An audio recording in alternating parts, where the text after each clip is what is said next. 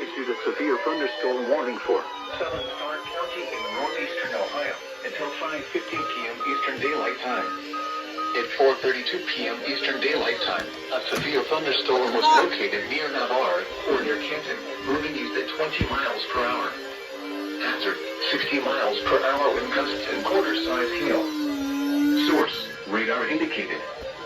Impact, minor damage to vehicles is possible. Expect damage to trees and power lines.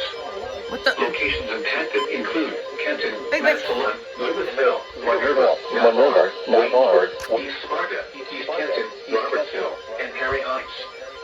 For your protection, move to an interior room on the lowest floor of a building. To report severe weather, contact your nearest law enforcement agency. We will send your report to the National Weather Service office in Cleveland.